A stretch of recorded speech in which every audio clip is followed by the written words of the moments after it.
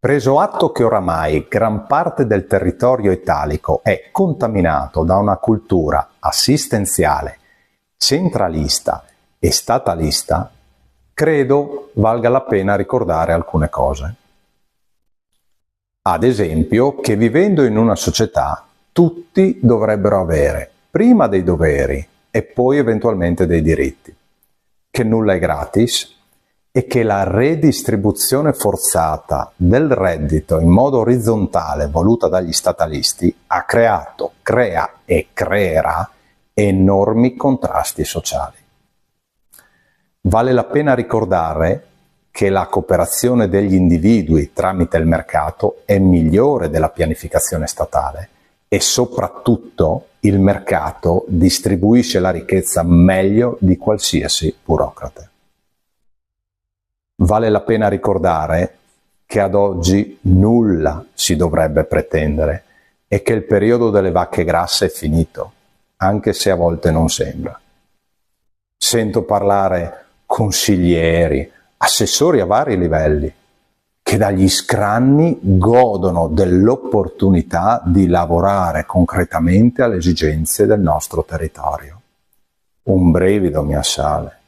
Un brivido che porta a debiti, debiti e su debiti, debiti monetari e soprattutto debiti morali verso le future generazioni.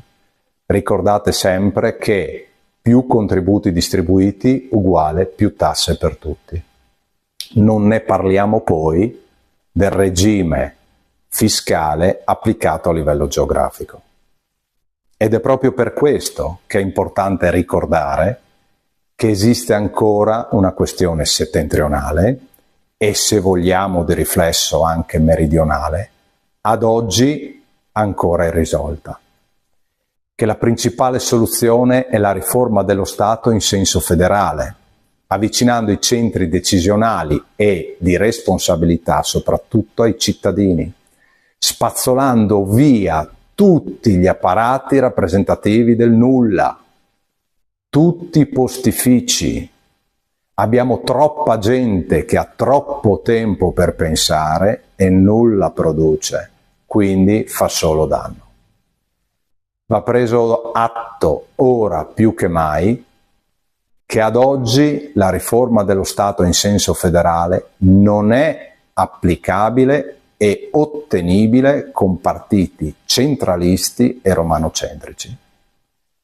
Vale la pena ricordare che esiste un partito politico che ha a cuore le istanze del nostro territorio, del Nord, che sul territorio ci sono delle persone di riferimento a cui poter chiedere informazioni in merito, che queste persone vivono del proprio lavoro, cosa non scontata e da non sottovalutare. Per ultimo, ma non per questo meno importante, anzi, il patto di fedeltà fatto alla causa è sacro.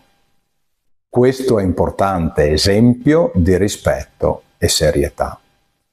Tutto questo lo dobbiamo alle future generazioni, volente o nolente anche di chi ci legge, ci segue, ci ascolta, ci osserva e per ora magari non condivide o addirittura è avverso al nostro operato.